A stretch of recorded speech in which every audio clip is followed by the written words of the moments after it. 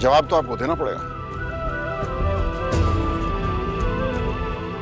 Uncle, हो सकता है कि ईमान को कोई गलतफहमी हुई हो। जज्बाती है, आजकल के बच्चे तो। जज्बाती होने में और बेहुदा होने में फर्क होता है बरखुरदार। बताइए ना आलम साहब, हमने आपसे कब डिमांड की कोई? मुझे तो समझ ही नहीं आ रही आपकी बात की, जो ईमान ने हमें सबके सामने भिखारी बना दिया। आंटी आप क्या कह रही हैं? आपने खुद बाबा से 90 लाख मांगे थे अपार्टमेंट की किस्तें देने के लिए।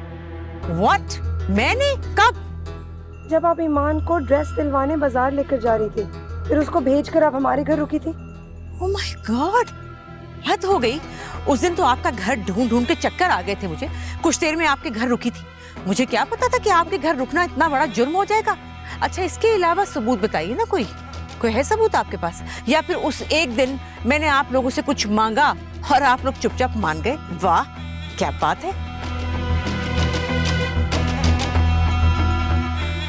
आज तो सच बोल दो शाइस्ता। तो ये अपार्टमेंट वाली बात ईमान खुद तो नहीं अज्यूम कर सकती। और आलम अंकल बिलावजह बैंकों के धक्के क्यों खाएंगे? आंटी आप मुसलसल बाबा से राब्ते में थी इस बारे में। हाँ थी, वो तो शादी की तैयारियों के बारे में। वैसे अगर आपके पास कोई मेरा मैसेज है, कॉल है, तो बताइए, सबूत दीजिए। बस कीजिए भाभी, बस कीजिए। जो गजब आज हो चुका है उसके बाद कुछ दिखाने की गुंजाइश रह गई।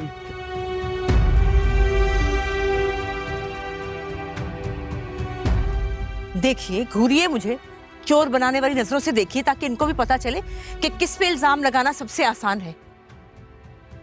और भाई साहब, आपसे मेरी अपार्टमेंट के बारे में सिर्फ एक दफा बात हुई, वो भी कल, जब आपने मुझे फोन करके पूरी तरह अपार्टमेंट ईमान के नाम लगाने को कहा।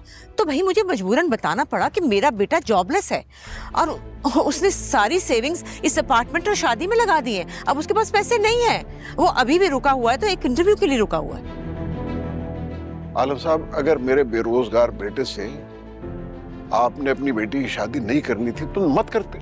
आपकी बेटी है, आप उसके बारे में फैसला कर सकते थे, लेकिन उसके लिए हमारी इज्जत को नीलाम करने की क्या जरूरत थी आलम साहब?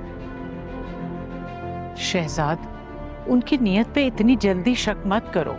बस आपा, बस कर दीजिए अब आप, और चलें यहां से।